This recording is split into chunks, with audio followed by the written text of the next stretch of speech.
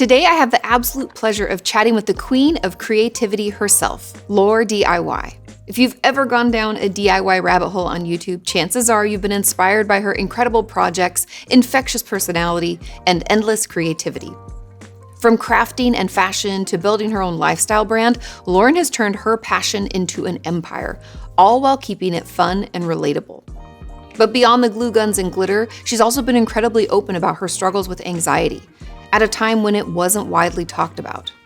Her honesty and bravery in sharing her journey have no doubt been life-changing for so many of her viewers. Here's our interview. Thank you for spending time with us. It's so good to see you. Hi, thanks for having me. And I love your nails. Oh my God, thank you so much. Spring nails. I know. How long does it take for you to get those done? My girl's pretty fast. I would say an hour and a half, maybe. Oh, that's not too bad. Yeah. Because that's the thing about nails is you have to commit to the time. You do have to commit. And you get art. I have a great girl who comes to my house and that's the dream. I've been working with her forever. And so we just put a movie on and just hang. And it's wonderful. Amazing. Literally, it's the hack. It's yes. Yeah, exactly. That makes it so much better versus coming in and waiting. Oh no, and sitting at the 90-degree angle at the salon with your hands trapped like this Yes. for 2 hours. Not my favorite. Yeah, this is the way to do it. That is the hack. Yeah. No wonder your nails always look so good. So there's a bunch of stuff we're going to talk about. I'm excited. Okay. First things first. When did you start on YouTube? Because you're like me, we're OGs. We're OGs. I started on YouTube in early 2012. Okay. What year did you start? End of 2011. 2011. So around okay. the same exact time. What prompted you to start and what was your first video? So I started a blog first. So in 2011, when I was in university, I started a blog. I feel like that was also the era of the blog. So the blog came first. And I was doing just DIY tutorials and blogging about my Toronto adventures. I just moved from St. Catharines, which is a smaller city, just suburban vibe. So I was, living my life in the big city. Yep, you're I moved to the big city. Yeah, I'm in the big city now. This is everything. But I was hating my program. And so the blog was initially just the creative outlet to kind of be that fulfilling part of me that I felt like I was missing in university. And so eventually the DIY tutorials just transitioned from photos and text blurbs on the blog over to a video tutorial on YouTube. So I wasn't making YouTube videos in the same sense that a lot of creators were at that time of being a YouTuber and cultivating a community. I had no idea that there was that whole side of it. I was really just using YouTube as a platform to host a video. Yes, because it was free. Because that's the only way you could do it. And so then we could do it. And so that's how it all started. And eventually I got sucked into watching Bethany Moda and Stila Babe 09 and all the lifestyle girlies in that era. And the very first video was a no heat hair tutorial. Okay. Followed by a t-shirt cutting tutorial. Some of the early those videos were so cool, and you tie up the sides. Oh yeah, I've done all of them. And so blast from the past. I remember doing that to so many items. Oh my God, the amount of t-shirts that I cut up was crazy. And so that was the origin of where it all started. So was it always LaurDIY from the beginning? Yeah, I got really lucky. You know what I mean? I feel there was, especially in that community that I was kind of adjacent to, a lot of people using makeup brand names and stuff, and XOXO and Babe or Mrs. or Miss or whatever. So I feel I stuck to something really simple, and I'm lucky enough that it still applies and was a brandable thing. We didn't run into copyright issues because DIY is not a trademarkable. It's an acronym. Exactly. What got you into DIY then? Because this is from the beginning was DIY. Yeah. I've always been a crafty kid. I feel I grew up, I was an only child. I still am an only child, but was an only child. Your parents just decided way last minute. Yeah, exactly. 25 years later. No, but I was an only child growing up. And I think, I'm not sure. I'm sure my mom was just going through the hobbies that you introduce kids to. And this is the one that stuck. So there were some sports that I was interested in and was okay at. But I think art was kind of the one thing that was always keeping me grounded and always pretty consistent throughout my life. Yeah. I remember doing lanyards and with GIMP, the rubber string, and then boondoggle. Yeah, there's a few different names for it. I'm sure you know all the names. Oh my God, yeah. I have a pretty robust craft vocabulary. Yes, I'm sure. Yeah. It's my girlfriend Courtney. She does all of the, I don't know if you call it cry cut or cricket. Cricket. Okay, I was like, I'm a people Cricut girl. okay, Yeah. yeah, and she like is doing all sorts of stuff with that all Oh the my time, god, and the like stuff that you blowing can my make mind. with a Cricut is insane. It is just Amazing. like it's blown my mind every time I use it. I'm like, wow, this is a crazy little guy for like $20. Totally. $200. Okay, yeah. Out of zero. Yes, Out of zero. But like when I was a kid, that would have been so helpful. Oh my god, I can like I even had like those little machines where you could make you could like stamp a button together and stuff like Yes, that with a I photo. had that too. There was Bedazzling and bedazzling everything. I had all of those. Yeah, no, I loved like a craft kit when I was younger. That's so fun. Yeah. So is that still? So I know that's how it started, and that's how LaurDIY became LaurDIY. Mm-hmm. When did you realize that this was going to be your career? I got really lucky and everything timed out really nicely for me. So I started in my first year of university, and then by the time I graduated, I had established myself enough to the point where I could sustain myself on a full-time income. So it timed out really nicely where I never had to make that decision of like, I know a lot of YouTubers, especially, you know, at like 18, 19, have to kind of decide their path between going to college and continuing on with like maybe the momentum they've built up online. But by the time I graduated, it was kind of just like set to go. And I was like, great, I can now dedicate all of this time, because I very much was like taking on a full course load and doing, you know, what felt like full-time YouTube. And It is a lot of work. Yeah, it was a lot. And that was, you know, before the time of having editors, and you're really just out there doing it yourself. So by the time I graduated, I was like, oh, I have 40 hours plus a week now to dedicate to this. This is amazing. Yeah, that's awesome. And how did you find yourself in LA? When did you make the move? I would say it took about 6 months to get my visa in order to move from Canada over to That's LA. not too bad. Yeah, is it? yeah, it wasn't too bad. I would say like 6 to 9 months. Again, like that many years ago, there was just less competition of digital influencers and creators applying for an O1 visa.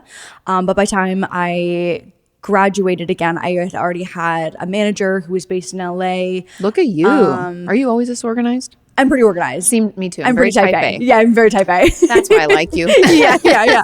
And I've actually worked with the same manager since when I lived in Toronto. So it's funny. been so many years now that we've worked together. But yeah, my management was in LA. After I graduated, my boyfriend at the time was also in LA. So I was really just going back and forth for personal and work. And I was like, you know what, this like is a crazy move. Like I just never envisioned myself leaving Canada. Like I just never envisioned that as an option for me, even growing up. And so moving cross continent, not my parents' favorite, Of course not. but my dad does love the warm weather.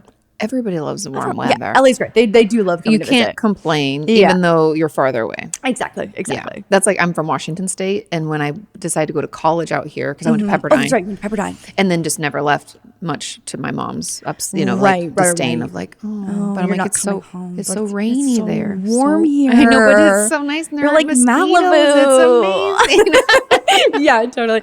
I actually think that my parents and I talk about this all the time. Is that I actually think I see my parents more now than when I lived in Toronto, because Toronto, it's like I would come down for like a night or a Yes. weekend.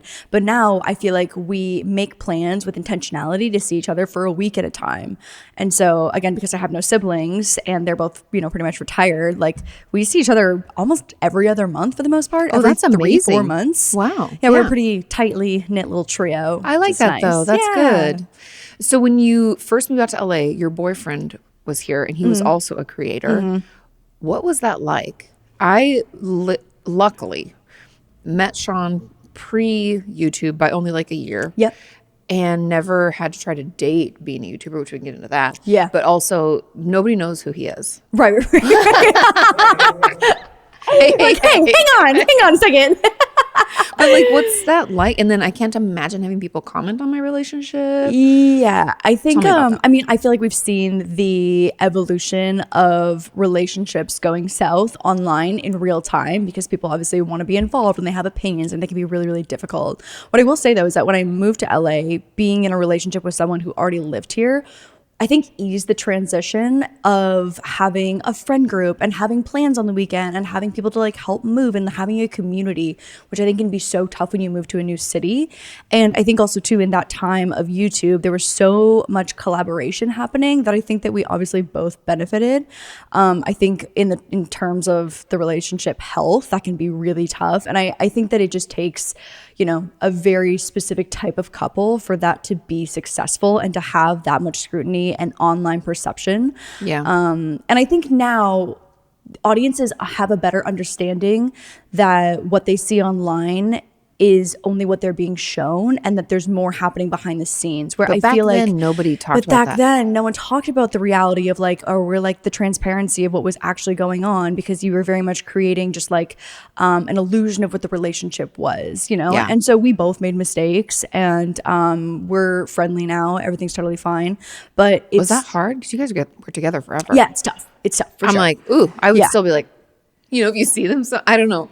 Well, No, I'm actually friends with his new girlfriend. Okay, like everything's okay. good. Yeah, we're totally fine. But it's Cute confetti. really, really hard because obviously you want, I think when you go through a breakup, even if there's zero online perception happening, it's still hard to, go through that, whether there's people making their own assumptions of who's wrong, who's right, did someone do something, and all that to say no one did anything wrong, it just didn't work out. Yeah, relationships end. Yeah, that happens. relationships end, Because I remember so. like BFGF being like this big deal. Yeah. And I saw like, Jesse just posted a picture with Gina the other day. Oh, really? Yeah, he was like, Philadelphia's always been such a part of my, and he was a picture of him, cute. and yeah, which is really nice. Yeah. But yeah, it's tough. And I totally understand that people create these like parasocial relationships with couples that they think are fun or entertaining or they want to be like. And so I know that can be tough. So I think it's hard on all sides for the creators, and the viewers can be also very complicated. Yeah. Has that changed how you are with Jeremy? Do you not share as much? Definitely. I for sure will never. I for sure will never be, I think, as publicly involved as I was in that relationship. So we host a podcast together, and even that, I think we didn't start until about 2 years into our relationship. And the podcast is nice because I feel like we're talking about very real things. So even if the relationship were to, well, I guess we're married now. So if the marriage You're were, kind of stuck. yeah. So even if the marriage were to end tomorrow, you know what I mean? Like the opinions that we had pertaining to our Myers-Briggs test, you know what I mean, are likely not going to change because we are putting forth, I think, ideas and opinions that we have about different topics that are likely going to stay true to who we are then and now. But I think in terms of vlogging and stuff, like we definitely don't do like come along with us for a day in our life as a married couple. Like Jeremy's also just not the type of person. And I think when I was dating after that last relationship, I very much was looking for someone who didn't want to be in the spotlight. Well, yeah, because it's a weird thing nobody really talks about is like fake friends, fake people. And not to say like Yes. people are fake themselves, but like, do they really like me because of me? Or are they hoping that I'll give them some shine or that they'll be public? Right. And that sounds so icky even to say it out loud right now. But it's something you have to think about. Yes, because because you're a person and you're looking for someone to be in a relationship with. And then if you don't know if they're in it for the right reasons, that fucking Oh my God, sucks. that's awful. It's such like a crazy thing to have to consider. I got really lucky again with Jeremy. Like he was a similar industry adjacent, almost like on the more like corporate tech side of the creator industry. So it's like he understands what my job is, and that like when we're on vacation, I'll probably have to like take some photos and is never annoyed Take by little that. videos of things. And Yeah, totally. And like grabbing clips like on our honeymoon and stuff like that. Like he very much has a very in-depth understanding of like what my job entails. But he doesn't want to be in the videos. You know, he's happy to be Instagram husband and help me take photos, but he doesn't want to be the spotlight. He's not trying to build his own brand around himself. And I think that's what I was looking for in a partner for sure. Yes. After coming out of the last one. Yes, and I think it's a balance. Then it feels balanced. Yeah, it's like the same way that like someone who's type A, you know, sometimes looks for someone who's a little more type B or whatever to help balance out some of the personality. That's how Sean was. Right. Exactly. Is Jeremy not very organized, or is he? I would say that he is organized in different ways than I am. And like we have different priorities in terms of like what is important to us in terms of being organized. And they balance out really well. Nice. Yeah. It is. It's you have to find your match. Yeah, Really. and I would say that like meeting him, I'm a very anxious individual, and he's never experienced anxiety a day in his life. What's that like? Couldn't tell you. He should be here today. so Couldn't he can tell you. Like he's had, I think anxious moments where I've had to be like, I actually feel like you're anxious about this. Maybe more stressed. Yeah. Because anxiety is like, I can't control it. It's more Where like is it the coming from? irrational Yes. fear, What if? the What if? anticipatory. Exactly. And so I think our brains are just built so differently that it's been a really, really nice balance from like a mental health perspective as well too. Yeah. So going to anxiety, you've been open about that since forever. I remember before I'd even met you at even like creator summits or whatever. I don't even know like where I've seen you about over the years. But I remember being like, yay, because nobody talked about it. Yeah. What prompted you to start sharing? To be honest, I don't remember if there was like a specific ask about it. I can't remember like where it, like what the initial kind of because it's a long like time spark ago. was. Yeah, it was a long time ago, and I agree. I feel like people don't talk about it a ton. But I have been an anxious individual my entire life. Like, when did you know it was anxiety? Oh, I was in therapy by 18. Okay. 18. I started at 15, so it's like yeah, around that time where you're like, yeah, exactly. Your frontal lobe is like starting to develop, and you're like, "Oh, this is wait, the world is crazy." Wait, this is forever. Wait, yeah, exactly. Sorry, I cut you off. You said no. So, I've always been an anxious individual, and I think even like looking back in my childhood, I can see behaviors where I'm like, "Oh, that was an anxious behavior 100% as a child that I was doing that I just like hadn't labeled." And then I think just through different things that have happened in my life and have led me to here, it's been. I would say about a decade. Well, I mean, if I started 18 and I'm 31 now, so whatever that is, 13 years or so of on and off therapy, different medications. And I don't think I started talking about it until a couple years into my YouTube career. And then I think just seeing the response that people had towards the conversation was such an obviously like positive reinforcement to continue that conversation because again, no one was talking about it. Yeah. And I was like, oh yeah, I've been on medication for years. I've been in and out of therapy. I've tried so many different types of therapy. And I'm a huge advocate and fan of all of this. And I want to normalize this because I want someone to, watch my videos and be like, oh, I like look up to this person and the way that they're living their life. But I also love that like they obviously don't have it all together. And I think once the curtain came down around, like 6-8 years ago, whatever, on YouTube, when things stopped being such an illusion of like perfection, that's when people really were like, oh, this is like much more real and I can connect to this. And even though this person feels so far away and lives on the other side of the world, they're still experiencing the same types of mental health struggles that I am, and that's like a nice connection to have. Totally. It reminds us of like the human connection that like, hey, their life can look totally different, but they still have struggles too. And I think that is an important piece to remember, even being online. It's like, if you leave a nasty comment to someone or a nice comment, like we're more alike than we are different. 100%. And the more you like pretend that other people are other. Yes. And not the same. The worse it is. Yes. And the lack of connectivity. But anxiety 100%. Is like the most common mental illness. Mm-hmm. And the fact that people didn't talk about it. People didn't talk about mental health at all. I remember when I first started on YouTube and I'd reached out. I won't name anybody because I love them now. But like at the time, everybody was collaborating and they were like, oh, I'll be on your channel, but you can't be on mine. I don't talk about that stuff. Whoa. And I got that for a while. Interesting. And I think it's honestly like in a weird like creative space. I'm like a documentary about like YouTube as a whole needs to be created because I find it fascinating, the development of conversations, what became okay. And that's why I was super stoked because I knew of you, but I don't think other than like at Playlist Live, like totally, like in a green room or something, but I didn't know you. And I was like, yeah. Yay. Yeah. I think also too, like as the internet overall, like as a whole became more like just had more variety of content and it wasn't like just strictly entertainment and like skits and challenges, there became more niches. And I think with more content and more viewers, you were able to like build a community because I feel like you were one of the first people to do it. And now there's just so many people. There's tons. It's so cool. Yeah, and I was definitely the weirdo at first. Yeah, right. To the party. Yeah, exactly. Like, hey guys, just me here. But I think like as more people, realize that the internet and YouTube and the creator space can like be a resource and a community, bigger niches became bigger communities, and it was able to get more specific in terms of like whatever like the specific anxiety disorder might be. Yeah. Because people talk about agoraphobia or panic disorders. Do you have panic attacks? Is that part of what you struggle with? Oh, do I have panic attacks? Sorry. Yes. Yes, I do have panic attacks. I know a panic attack well. Mm-hmm. And those are scary. I was just talking to Ro, mutual friend Rosanna. Yes. And she was saying that she had her first one a few years ago. Mm-hmm. And I was like, describe me what it feels like for you because people don't know. And they often think that, like, she thought she was having a heart attack. Oh yeah, you think you're dying. Yeah. Yeah, like, your body convinces you that you are dying. Yeah. Because your system is so overwhelmed is essentially what happens. Yes. Not to like get nerdy about it. No, but like, no. I feel like people love to hear this. Yeah, and the way that your brain operates when your amygdala. So amygdala is like your fire alarm in your brain, and it's like what sends you into fight, flight, freeze, fawn stuff.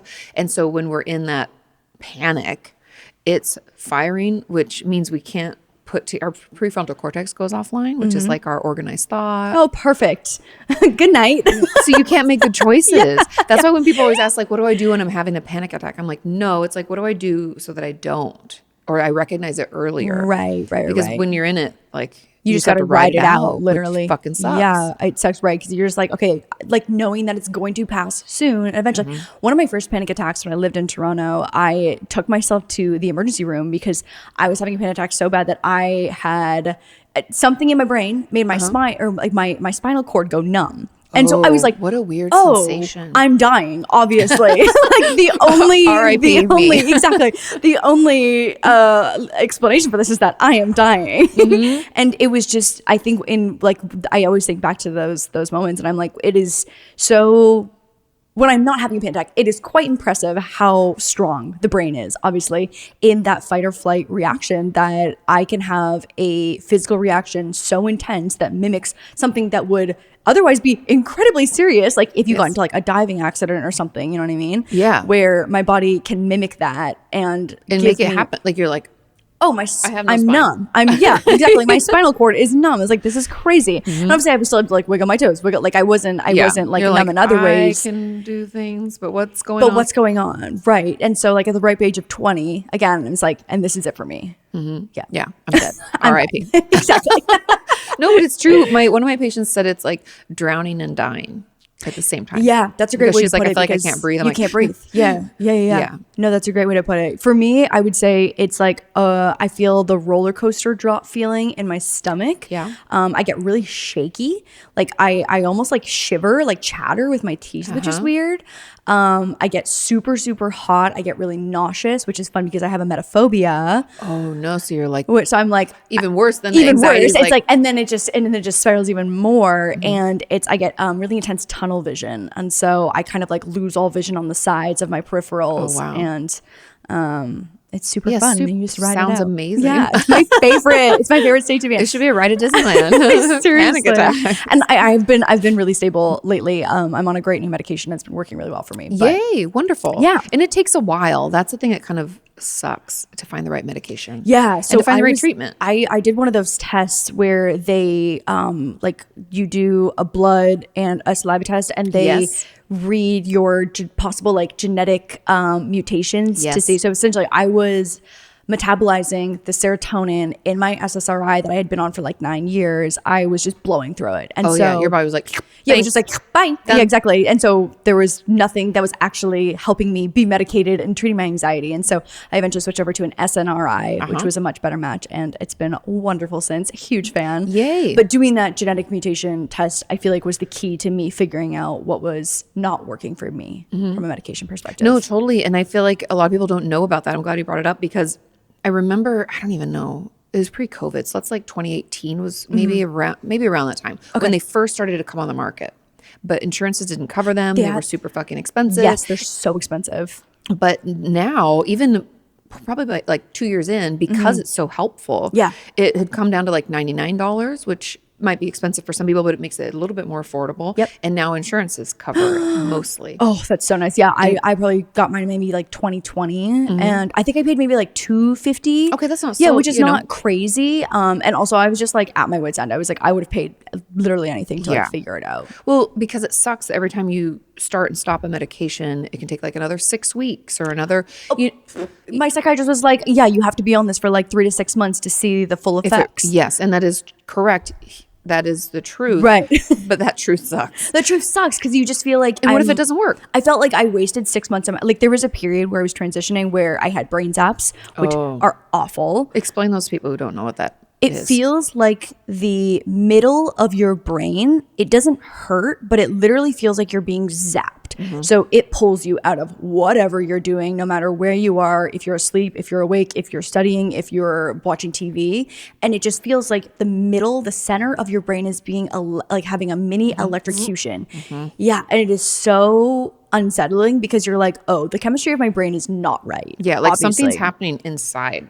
Literally in the middlemost part of like the most important part of my body, something is going wrong. Yes, and like I think the jarring effect of it. Yes, it just pulls you out of anything you're doing, and it is so literally shocking. Yeah, but it feels like something is like misfiring or not wired properly, and you're like, oh. Also, if you're an anxious person who is likely trying to switch anxiety medications, you know what I mean? It's like this is affecting the worst population for this to happen to.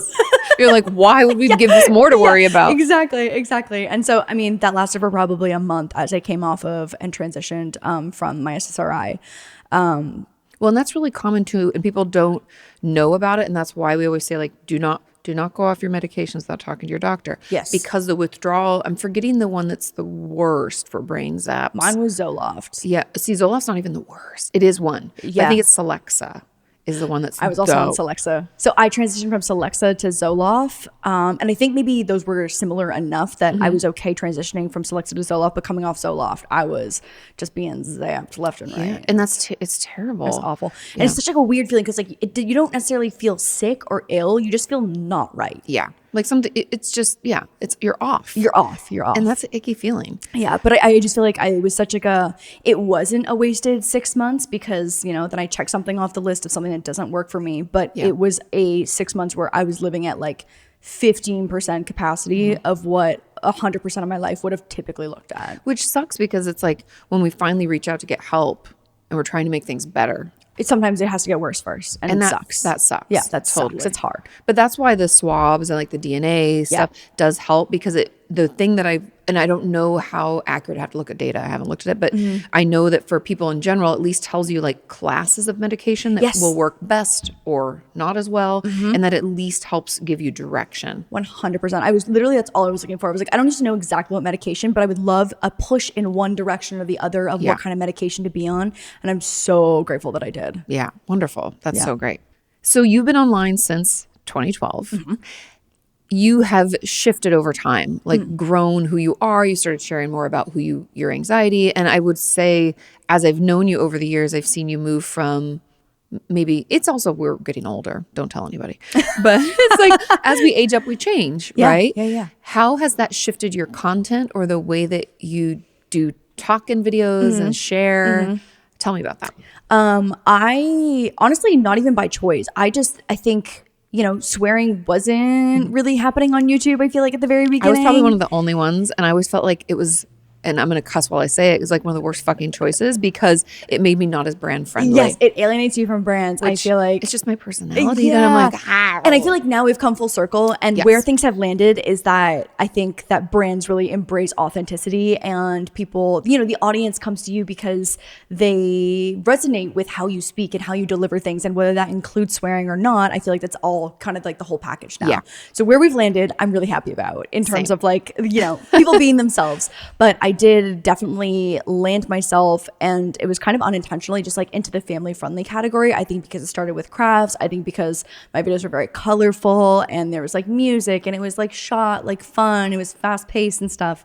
And I think having to make the decision later on in my career to have that transition was tough.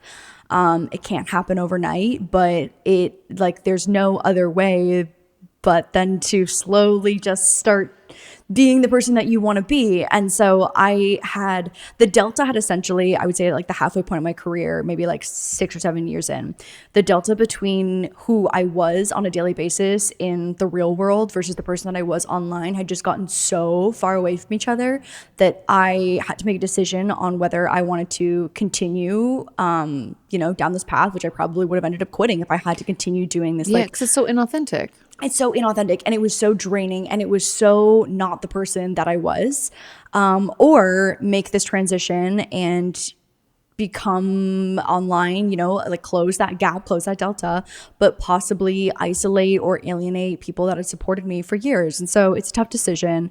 I think Jeremy and I started the podcast around that same time, or like a few years later on down the road. But I think starting the podcast was a really helpful shift in that because it was a new platform. So with my channels, I think that had to be a little smoother and a slower gradual transition. And I think seeing the loss of subscribers was actually a win for me because I was like, oh, like it's working. Like the shift is having an effect. Like there's a cause and there's an effect to it. So like I was okay with that. Like that wasn't hard. But having the podcast where it was a total fresh start and a new audience who was subscribing, knowing exactly what the content was going to be, and coming to the channel knowing that we were being our authentic selves and having conversations that might be around sex or drugs or, you know, experiences in dating and cussing. And it was so freeing. Oh my God. It was a breath of fresh air. It was such a breath of, I had just made this content that was so inauthentic for so many years. Like making a back to school video when you are no longer in school. Oh, I can't even imagine. Not fun. Yeah. Not super fun. And like luckily because I had the DIY angle, that was a little bit better. But like a lot of my friends who were still doing the lifestyle content were making like back to school skits, and they've been out of school for like 6-7 years. Yeah. And so it was just like, I think everyone was really struggling with that delta of like who they were in the real world and who they were online. And I think for the most part, the majority of creators who are still making content today who came from that era have again closed that gap. Yeah, because I feel like we're not actors or actresses. I know some people want to be that, and like more power to them. Yep. But like that, I don't have that in me. No. And it's weird. I think it's a weird like human experiment to show up as someone you're not when no one's technically making you. Yes, 100%. I'm my own boss. So it's like, why am I going? Like I'm not getting a script and reading being like a blurb about who I am. This exactly. So it's like I'm in control of my content. I'm in control of my brand and what I'm putting forth on the internet. So it's like, how do I want to portray myself in a way that makes me feel good when I go to sleep at night? Yeah, and also that you enjoy the work.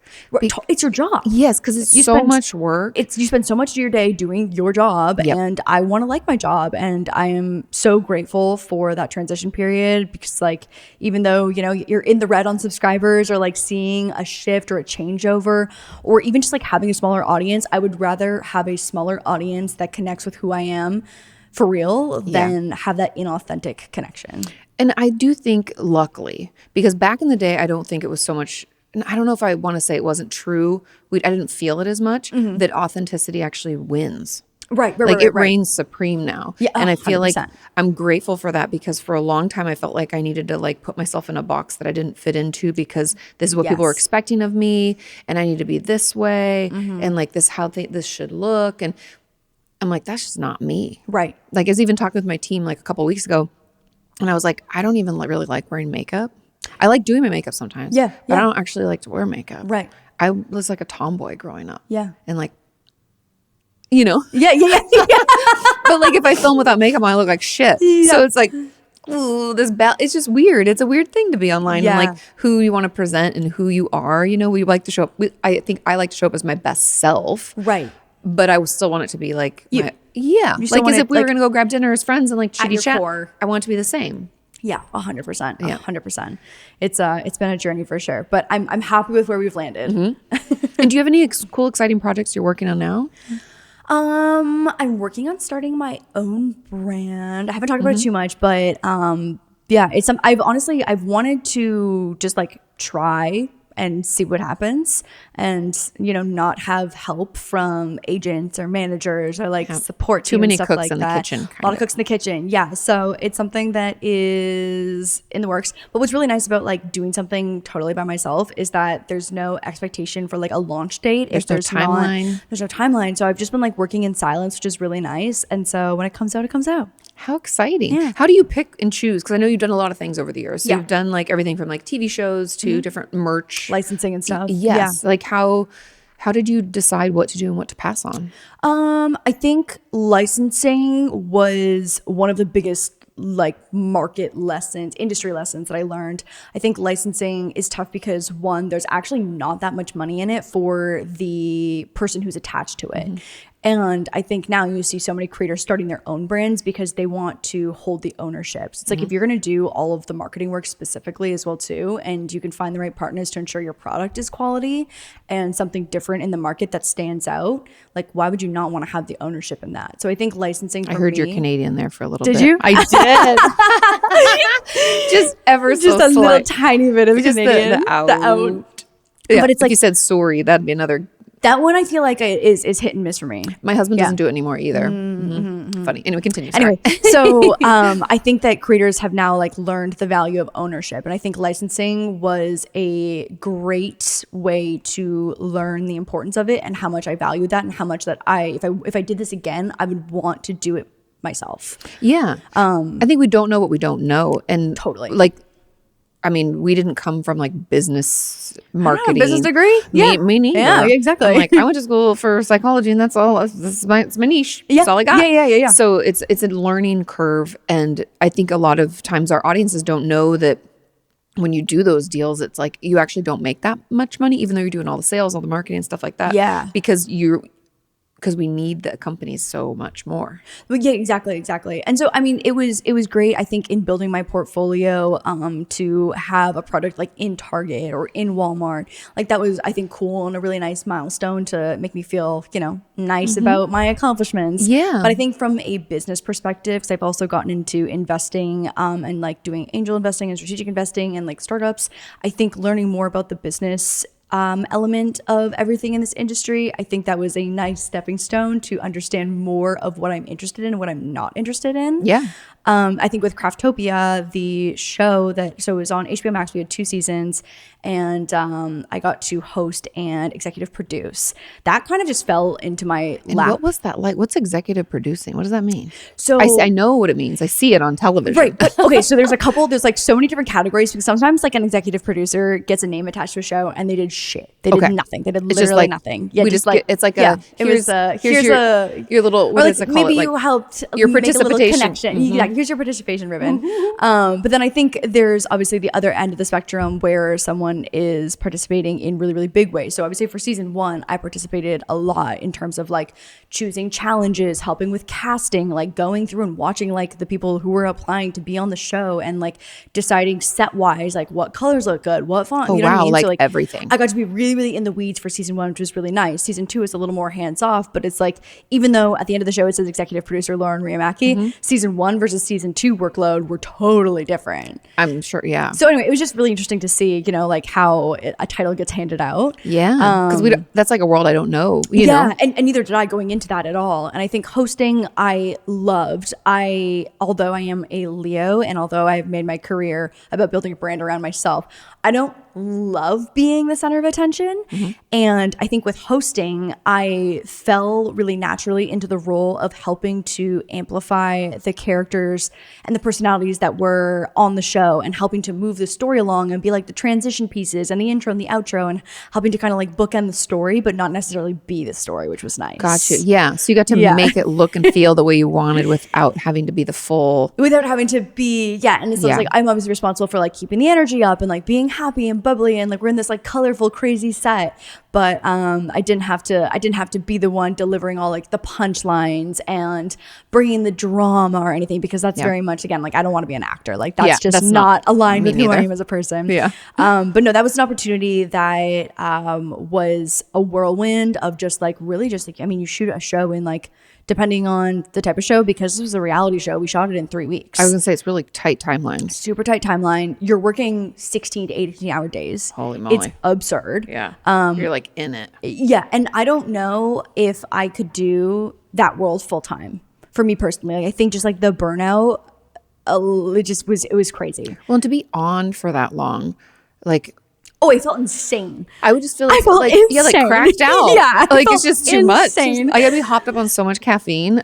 That was the only way to survive. Yeah, it's the only way to be survive. that energized and going and trying to, and you're like the cheerleader for everybody. 100%. Oh my goodness. 100%. So it's like if someone's down, like I wish I could be sometimes the breaking down person crying in the corner. You know what I mean? But it's like you have to be the you're happy, like, welcome back to, you know what I mean? Like, so energy wise, like at the end, I had to just like I had to be horizontal for like a couple of days afterwards and talk to no one because I was just recharged. I was drained. Like I'm by no means a pure extrovert. And I think that challenged me as a person, because I'm just not cut from the cloth to be that on for that long. I know, I'm not either. And it's interesting because like Rosanna, our friend, she's I feel like Ro can just talk. Ro can go. She can just go. She's like Energizer Bunny. Yes.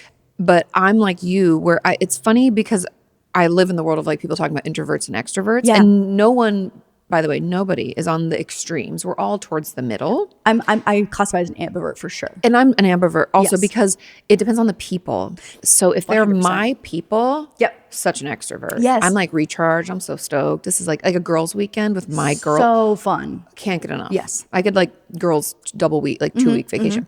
Agreed. But when it's work, introvert.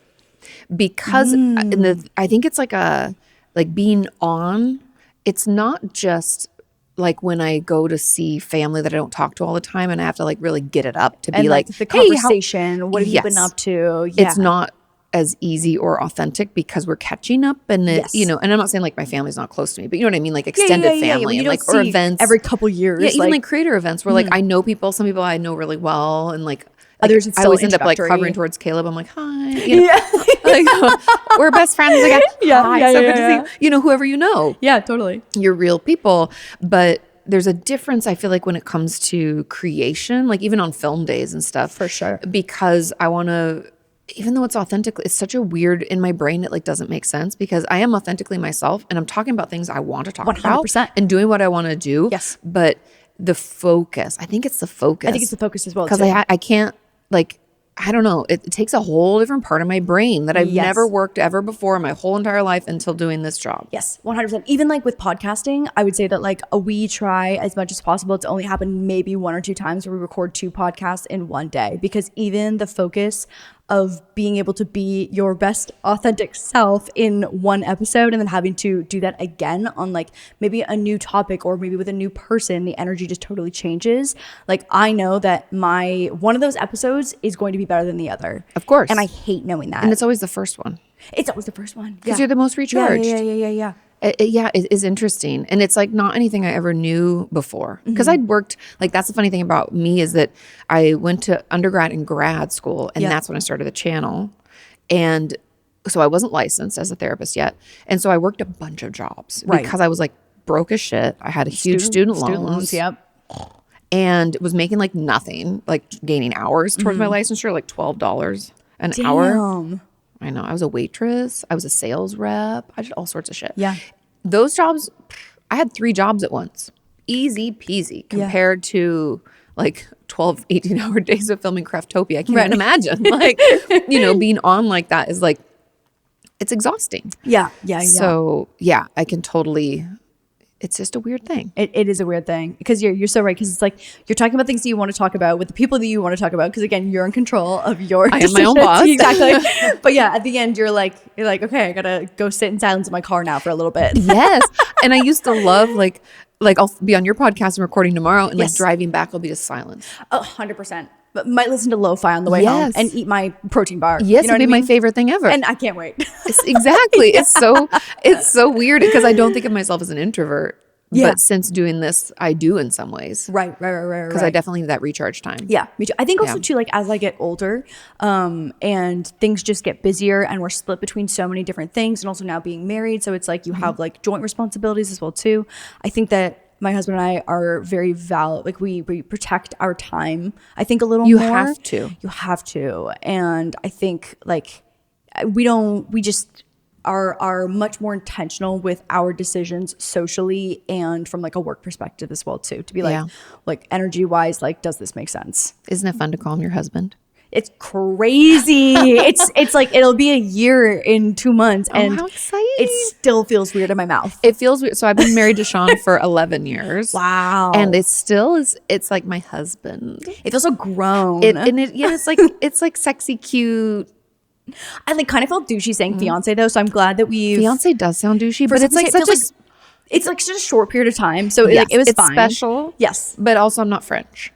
I'm not French, and I just feel it almost feels like bragging to like, especially like single people, like saying fiance. And so I'm glad that we've graduated to husband and wife now, because that sounds, and also too, like Jeremy got admitted to the hospital for like a stupid thing for just a couple hours, but being like, oh, my husband is back there. They're like, oh yeah, right this way. Like they don't question whether you're family or like have the authority to make decisions, which is nice. Yeah, it is interesting, and it's like you're a family now. Yeah, right. Yeah. Which is your nice. 2 baby boys. You get and our 2 baby boys. Exactly. Our 2 baby boys. Yeah. How was planning the wedding? It was honestly so much fun. I think because I make so much like vlog content around just what's happening in my life, like it was so nice to have people invested. I think now because my audience also is a very similar age, and a lot of my viewers are also planning their own weddings or maybe a maid of honor for like their best friend or whatever. There were so many people who were just going through that same chapter of life, which was so nice to connect with people. Yeah.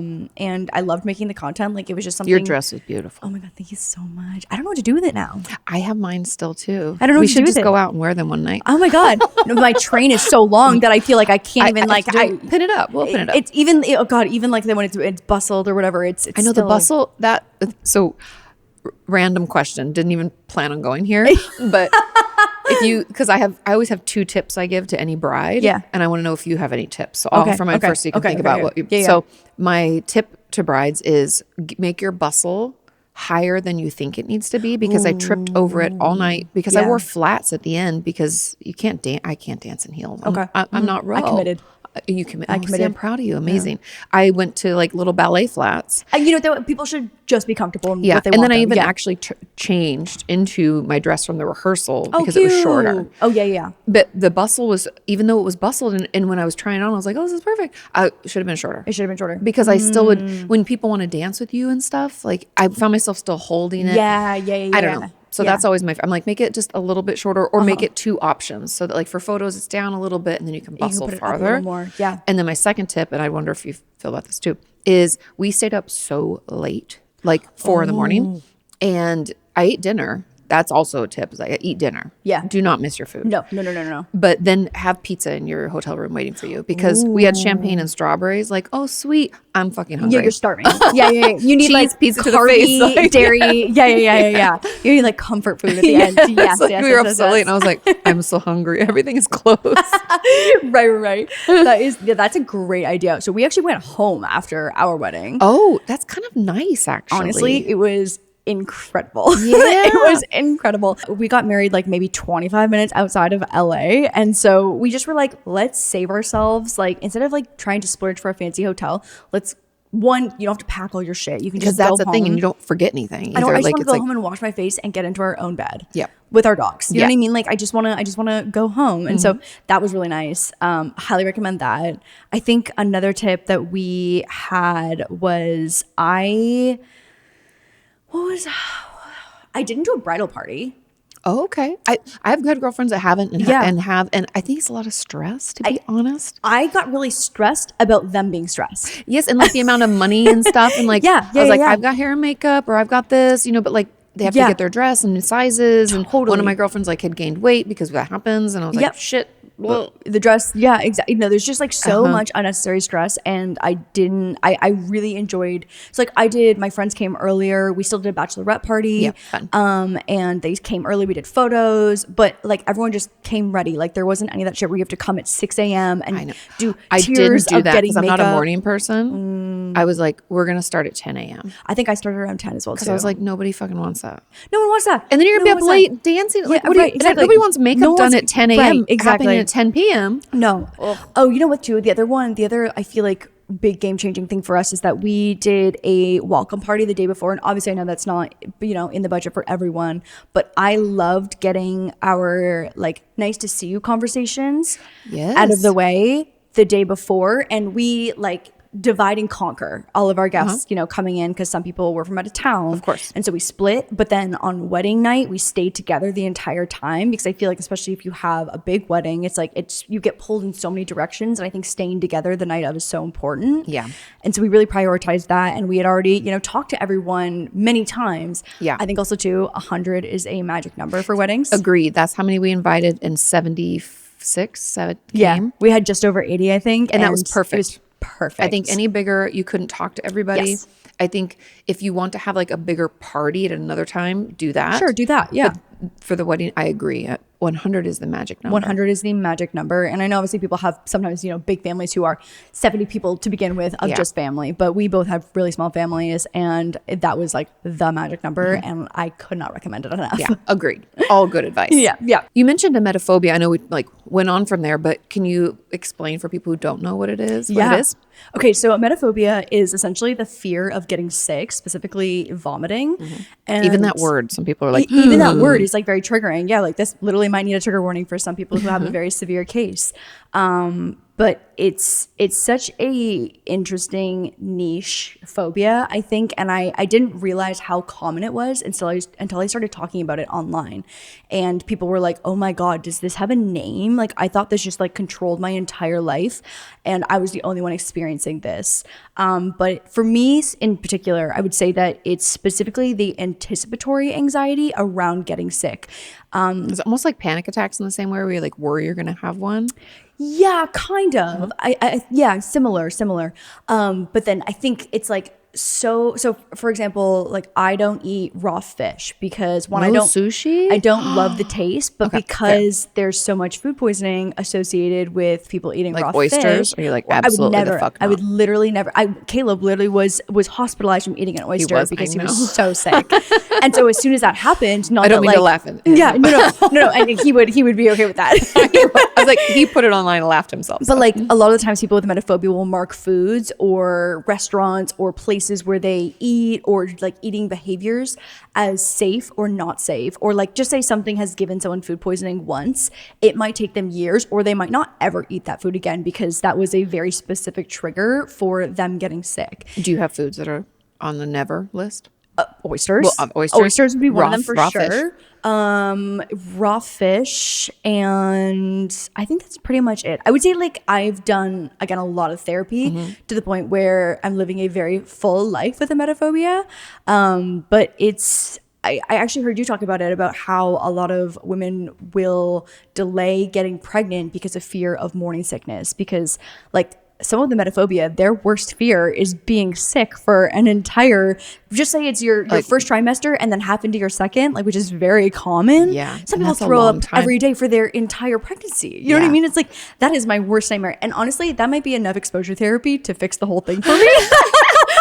Have a baby. I'm good. But even like when people have kids and have emetophobia, I've seen people talk about this. It's like when their kid gets sick, because kids get sick all the time. Kids get sick all the time, and also kids in like school, especially in like kindergarten and preschool. It's like there's just so many germs everywhere, and so it can really. Are you a germaphobe a little too? I would say a little bit. I probably wash my hands and like hand sanitizer more than the average person. But not in like it doesn't get in the way of my life type of germaphobe. Gotcha. I would say. Perfect. But like I definitely like before I eat, I think about washing my hands, and you know what? That's probably just good. I think that's good practice in general. Yeah. I feel like with COVID happened, we realized how little people were washing their hands. It was like a little alarming. It was a little bit alarming, and also how dirty everything is. So like we're finally cleaning the planes. Yeah, and I was like, those things are filthy. Should probably have happened a long time ago. Why haven't you been doing this? But I'm glad that we're here now. Yes. Yeah. But for me, it's the anticipatory. So if I feel nauseous and just say I have somewhere to go at 2 p.m. and I wake up at 10 a.m. and it's an awful cycle because I feel like I have IBS and I also get nauseous when I'm anxious for things, but then I have emetophobia. So it's like if I have a thing at 2 p.m. and I start feeling anxious about it and then I start feeling nauseous, I start spiraling and feeling, it's again just like a cycle of each raising each other up and it's like a snowball effect. It's a snowball effect. And a lot of times when I can redirect my brain or do grounding exercise or whatever, and I can get my brain off of it long enough to be like, oh, that's just in my head and I actually feel okay, because it's so hard to differentiate when you have emetophobia, when if you're actually sick or if you have tricked your brain into making you feel sick, and there's still very real physical symptoms. Anyone with IBS knows. It's like the panic attack, like saying how, because the thing that we always have to remember is that our brain is the hard drive of our body. Right. So it is where all the pain starts, where all the you know what I mean? Like, No, it starts there. And so it's like you do actually feel nauseous. Your throat does feel tight. Your stomach does feel upset, and like it's doing flip-flops and stuff. And you might be going to the bathroom more often right now because those are very real physical symptoms. And so I think with someone with emetophobia, it's very hard to differentiate. Like I think some of the, you know, more negative thoughts that I've had in the past are like, this is the time that I'm actually going to get sick. I'm actually sick this time. Like this time feels real. And it's so hard to differentiate when that time is. And so, yeah, it's tough. I think it's a really nasty cycle of feeling anxious and then feeling nauseous because you're anxious and then being more anxious because you feel nauseous. Yeah, totally. And it's so interesting though, too, because we can go down this like for a whole nother conversation. Right. But if you ever read anything about the lizard brain? No, tell me about the lizard brain. It sounds so like, but really what it is like our basic, like when we are created as humans, like our basic connection from brain to gut. And the reason that when we get really stressed out, we can have diarrhea or we can feel really like our stomach churns is kind of part of that connection. That almost what I would call like bare bones primal connection in our system. And if you can read about lizard brain and the research about it and everything, but there's essentially like a nerve track you can follow that goes from like brain to gut. Oh, the vagus nerve. Well, the vagus nerve is one of them is too. One of them, right? Yes, it's your longest cranial nerve and it hits like everything in your system essentially. Yes. Especially digestion. Yeah. But just thinking about that and the way that our body's put together always gives me like a little bit more of a like, because like when people get stressed, having stomach cramps is normal. Totally. Having diarrhea or feeling like you have to go pee all the time. Those are all kind of normal reactions. Yes. And it's part of that system. It's part of that connection. And we often, that's why I always get annoyed when people are like, well, it's all in your head. And I'm like, well, yeah, it's the fucking hard drive of my body. Like it's making everything It's all in your head, but yes, there are very like real physical symptoms that manifest from the hard drive of your brain that's causing all this to happen in the first place. And we find like, not to nerd out even farther, but then we even find like through a study that was done in like, I think in like 96 or something, the ACEs study, it stands for Adverse Childhood Experiences. And the study itself isn't really important, but what it taught us was that the number of adverse experiences you have, the worse physical outcomes you have. So like immune issues. Yeah. You can have high blood pressure, high cholesterol, diabetes. It like makes you it's more likely for you to struggle with those things. Yeah. So yes, okay, we can talk about adverse childhood, but I could say like, oh, it's stress, anxiety for a long period of time that goes untreated could cause IBS. Yes. Or enuresis where you like wet yourself at night. Like I had a girlfriend, this is like years ago. I won't say her name because she'd be devastated. But right before her wedding, because it was so stressful, she wet the bed. Oh my God. And she was like, she's like, I'm a grown adult. What's happening? Yeah. What's wrong with me? I think she's like 28. She's like, what? But from stress. Yeah. It's just so real the way that it can manifest physically. What's interesting about emetophobia too is that a lot of the times, I think a large majority of people who have emetophobia have actually thrown up the least amount of times.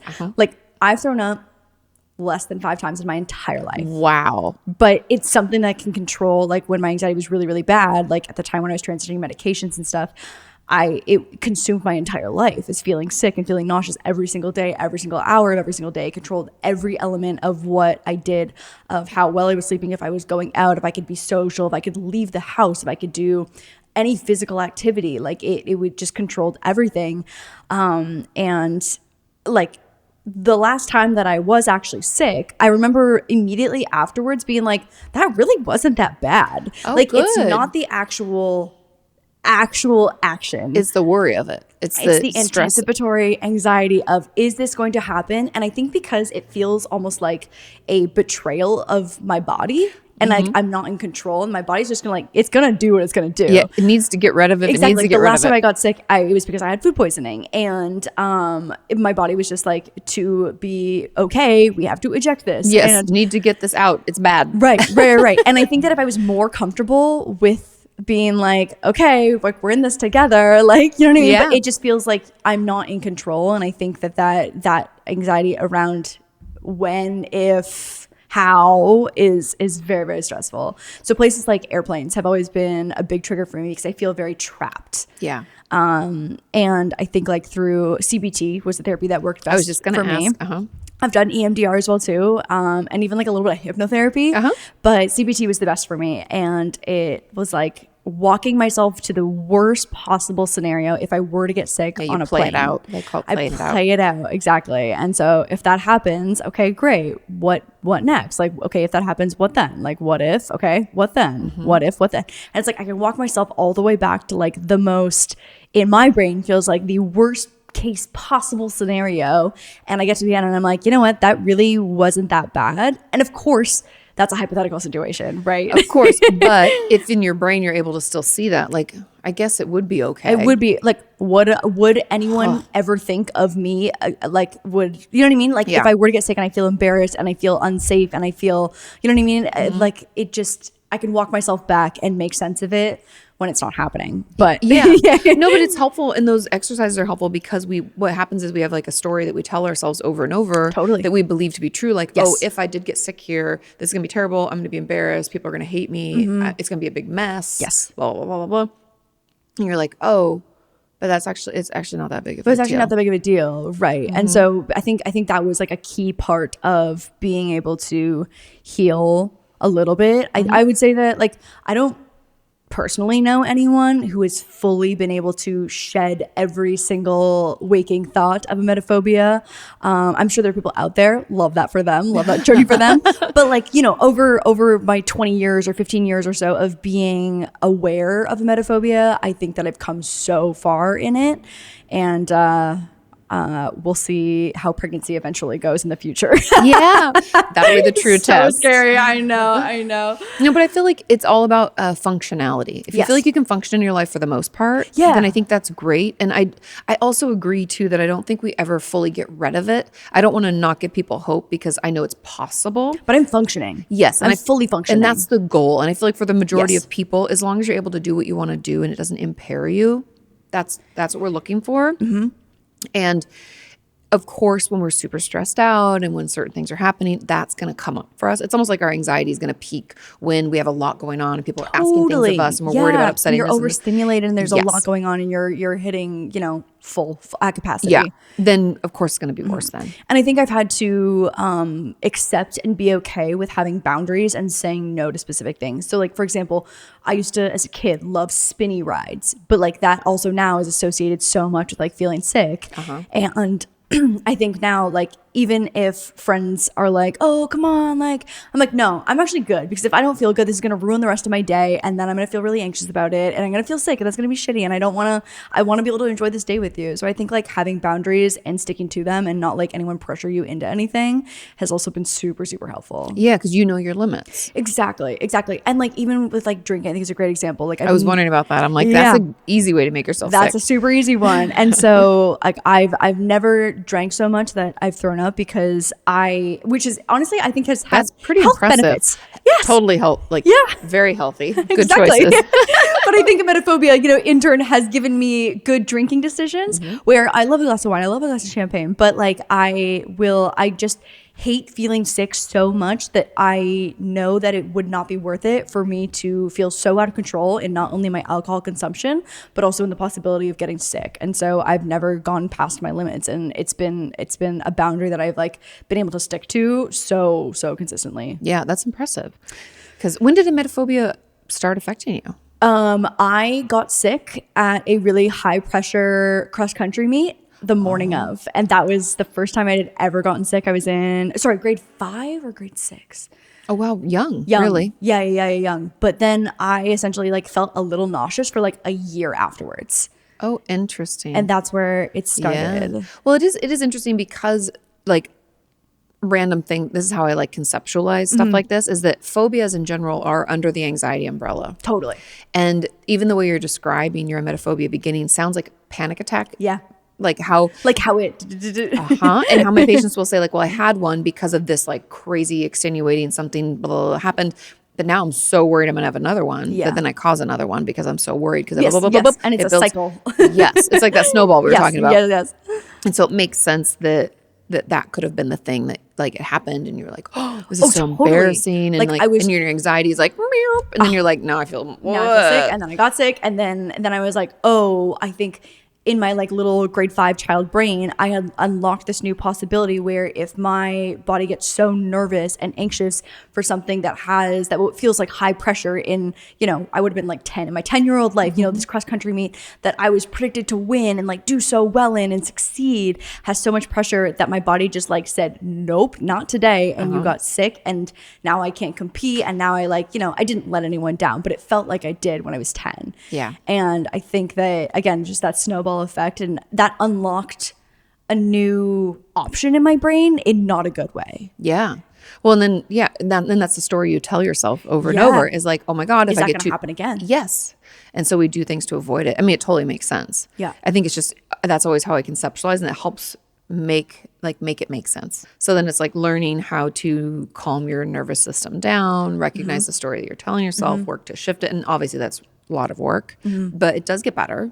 And yay, it's better a little bit, right? Yeah. Oh my God. Yeah. Oh, no. Like this was fully controlling my life. Like 5 years ago, when I was transitioning medication, like this was consuming my entire life. Like I was like a not able to leave the house type of state. So between then and now is a world of difference. Like it's 0 to 100. And again, like I'm highly functional emetophobia haver. So yay. Yeah, no, it's good. There is hope. There's hope. But I do think that like therapy and medication was for me the answer of having, you know, all of that, like putting in the work and being committed to being like, I'm not living, like this is not a life that I want to live, and I'm literally just not living. Yeah. And I don't accept this as my like final form. Yeah. Which, I mean, we shouldn't.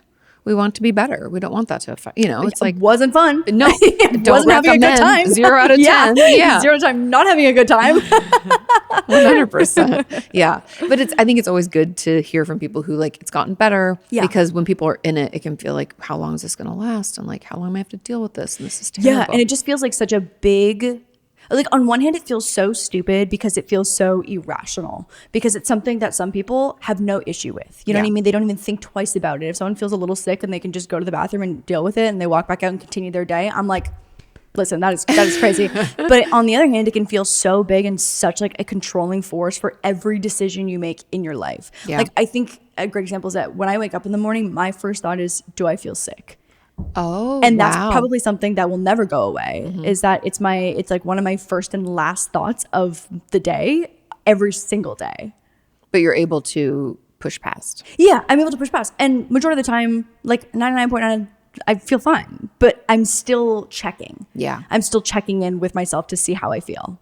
Yeah. Which is weird, because when I asked my husband, what was the first thing he thought about, and he was like, the bacon I'm going to make for breakfast. You know what I mean? I'm like, wow, what a nice way to wake up. Like, how relaxing. He also has never felt anxious. It's amazing. Exactly. Jeremy can teach us all some things. Oh my God, I know, exactly. But yeah, so I think that's like one of those things where it'll probably be like that for the rest of my life, but I'm okay with that because it just feels like part of my routine. Yeah. Well, and I think we all deal with our own shit and find the best ways to manage and know it's like me with people pleasing. Like I know when I'm getting caught in the whirlwind of it, and like when I have to be like, no, back up. Yeah. And like, what choices can I make to make it different? And you know, we all navigate it, but it's great to know that you've gotten to a place where it's like not affecting you as much anymore. Yeah, you know, 100%. Yay. Thank you so much for chatting with us today. I feel like we could talk forever. Yeah, and there's so many. I'm like, I have so many other I'm so glad we have a questions. second recording happening tomorrow. I know. I can't wait. Thank you so much for having me. This was so great. Yeah, of course. So where do people find you online? So I am LaurDIY across the board on everything. And then my husband and I host a podcast called Wild to Nine. And depending on when this comes out, we will probably have relaunched our like next kind of era of episodes. And so we're chatting with a sex therapist later this week. I love it. Then you tomorrow. And so we're very much leaning into just like our own personal curiosities about things in the world. And so we're really excited. Love it. Yeah, I'll put all the links in the description for everybody. But good to see you. Yeah, thanks for having me. Okay, cool.